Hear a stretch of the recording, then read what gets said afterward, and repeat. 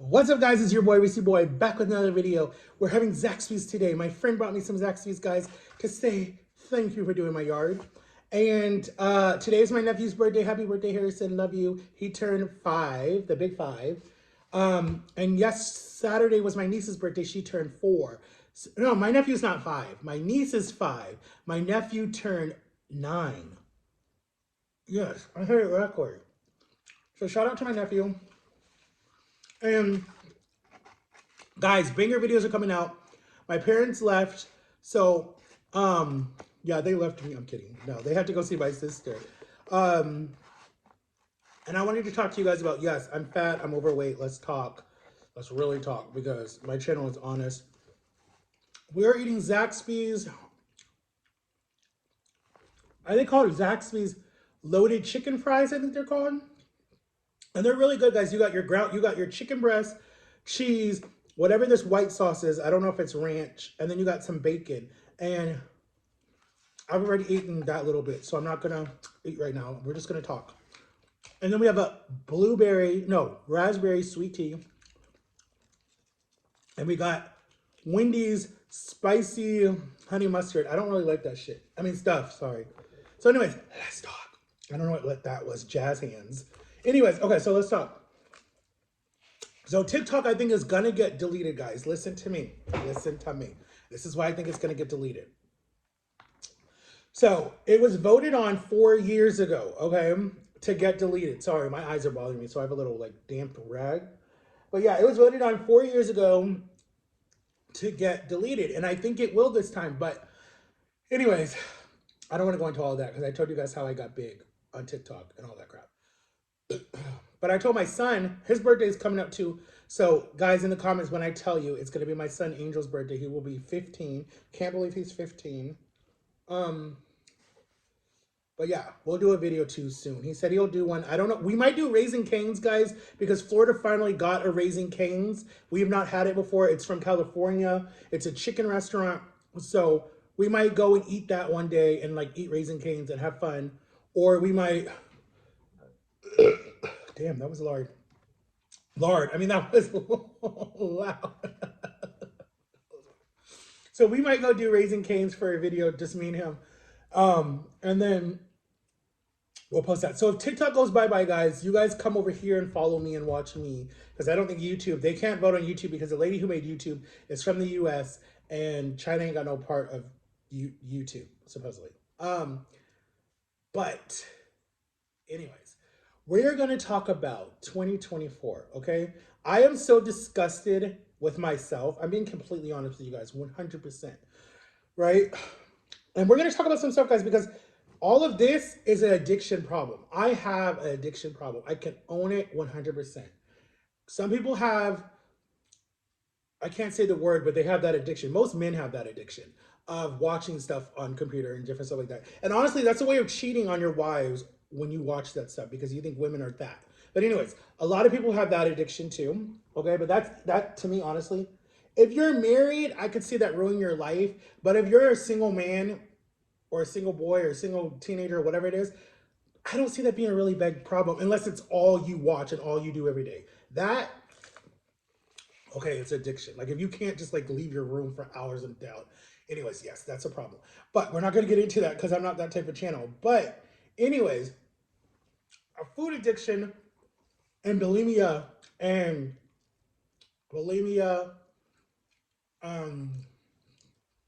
there's other terms for food addictions.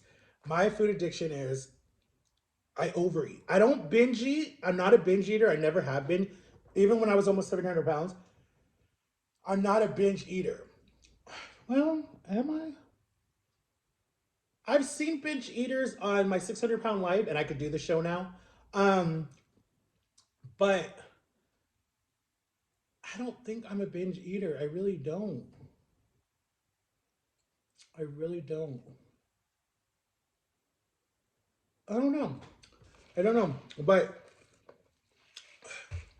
But I have a food disorder. My issue is I'm a depressed eater. So they call that it's an illness, right? So I have PTSD, one of the worst depressions out there. Okay, so Now my allergies are acting up. I don't know why. So like I eat out of depression, I eat out of fear, I eat out of anger, I eat out of mostly anger. Mostly anger is the reason why I eat. I'm eating. Um,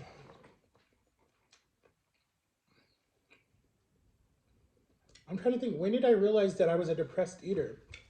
Honestly, if I could be completely honest with you guys,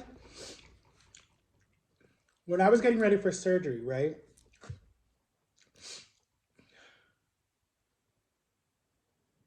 That's when I think I realized that I was a depressed eater. When the doctor said, "You have a food addiction," I was like, "What do you mean a food addiction?" And he was like, "You, your addiction." He's like, "You have a food addiction. Your food addiction, you eat food to comfort the pain of whatever happened to you in your childhood." And I was like, you know what? I think he's right because when you like right before surgery, you have to see a therapist, right? You have to see a therapist. And the therapist told me, Matt, this is not going to fix your food addiction, just this surgery. You have to get therapy. You have to get help. My dumb butt didn't stay in therapy after surgery like I should have. I honestly, to be completely honest, I didn't do anything that Celebration offered me. They offered me cooking classes, swimming, a gym, a weightness coach, a physical therapist. What else was there? There was a personal trainer. But because it was like an hour and 45 minutes away from me, I don't drive.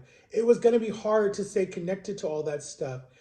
And my mom was not going to take me at that time. She was tired enough as it was. So right there, that was a red flag against me. Okay. And then two, having lymphedema and having this knot on my leg did not help either because I lost all the weight, right? I got down to 250. I looked amazing. But I still felt disgusted when I would look in the mirror and see this big lump on my leg. Okay. Or still see these. There was like stuff that still psychologically mess with my head. Like, you're still ugly. People are still going to judge you. People are still going to look at you. Your voice sounds whatever people have been saying for 30 years to you. Like, there was a lot of psychological damage already done to me mentally. And I was like, I'm not going to let it win. I'm not going to let it win. I'm not going to let it win. And honestly, I know when I started gaining weight was when I realized that just it wasn't like certain things just weren't fitting good anymore. I was hot all the time. I wasn't sleeping again. That's when I was like, you put weight back on. You put weight back on. Excuse me. But psychologically, I ate out of fear and I ate out of anger. So I ate myself big again, basically. And so this time around, honestly, to be completely honest, I could die at any time. When you do the type of surgery that I did, one of the nurses that was prepping me and getting me all ready for surgery, her husband did the same surgery that I did, right? And he lost all the weight, looked amazing, amazing. Gained it all back, triple, gained it all back, died, literally. He died of a heart attack. His heart finally said enough and he died. And he was only 50. He was only 50, right? So it matters on how late you do the surgery too. I was young. I did it at 29 or 30. 30. I did my surgery at 30. I had my health scare at 29 when I could have died. I should have been dead at 29. Honestly, I should have been because that's what all the doctors said. Um, and right there, that just makes me sad because I don't know. It just makes me sad because knowing now what my kid was going through, God would have just killed him even more because he would have been like, damn, like, okay. But then not to be here for the people that need me the most, it would have just killed me too because it would have been like, damn, you were that selfish. And like, I'm being selfish again, 100%. 100%. I'm eating again. Like, I don't care. And it's like, I do care, but it's like, I don't know how to stop again, if that makes sense, you know? But I don't want to get emotional, but thinking about it, it's so frustrating because it's like, I don't care what anyone says. A food addiction is the worst thing out there. Like, I mean, I know drugs can be bad, and I know smoking is bad, and I know drugs are bad. I know if you do like heroin or crack or cocaine or any of that stuff, that's hard. Or being an alcoholic is a hard thing. But honestly, if I can be completely honest to you guys, I don't know. I honestly kind of wish that I had a different type of addiction. Like I wish it was being a workaholic or working out so much or being bulimic. I don't know. There's something else that I just wish it was. Like even though being bulimic, I probably would have been dead already because the acid that you're throwing up all the time can burn a hole in your esophagus and you can die. Um, and it's worse. Um, and you can pop stuff in your brain from trying to make yourself throw up so much. But anyway, I don't know, guys. I don't know. I feel like I was a lost cause. I feel like the the odds were against me from day one. I think from the day that I was pushed out my mom, I think the odds were against me. I really feel like the depression was already there 100%. Even as a baby, not even knowing it was there. I feel like the the abandonment issues started as a baby, really, honestly. And then all the abuse that I went through from like my birth mother or my adopted parents or my adopted mother, not really my adopted father. I mean, he would spank us, but it wasn't like, well, there was one time he spanked me really bad that he cut my leg. I remember that. So okay, I guess technically you could say that was abuse. And then abuse from my brother. And my sister says she abused me, but I don't even remember. But she was more like digging her nails in my skin, just because she had a lot of anger issues too. And then my little brother, his teasing is a form of abuse too, that went all the way until he was like 12 or something. And even kind of after that. Now being like tormented by other people, I guess it's still technically abuse. And then being born with a disability and the handicaps that you have right there, I don't know. There's a lot of forms of abuse, honestly. Yeah, I mean, it's hard to look back at it and be like, dang, yeah, you really have been through a lot. And I'm not having a pity party. I'm just telling you, like, my birth mother was a drug addict and alcoholic, and so was my birth father, and one of my brothers or two of my brothers. I don't know. My dad's side, I don't know anything, but she passed that to me, basically. Basically, I was a drug baby. But I can't stand the taste of drugs. I can't stand the taste of alcohol. Like, if anything ever happened to me and the coroner's office did the autopsy on my body and whatever, and we're like, there were drugs in his system, my family would be like, first of all, what the hell? And second of all, he doesn't do drugs. He don't like the taste of it. He don't like how it makes him feel. They would know I was murdered, like 100%. My family, all my family knows that. Especially if there was like alcohol found in my body or drugs. People would be like, he doesn't do drugs. He doesn't like the way it makes him feel. I don't at all. Now they found food in my system. They'd like he had a heart attack and he died of a food something. Then there's no arguing that he died of a heart attack or a stroke or whatever. Knock on wood. Hopefully that doesn't happen. But sorry, Lily, that was me. Lily, hush. Um, but yeah, I don't know. Like I'm just like, shh. I don't know. I'm frustrated at myself about that because I'm like, I don't know. I gotta like sit and think. But I have a doctor appointment coming up. I'm gonna go see my doctor. Sorry guys, excuse me. Dang. Um,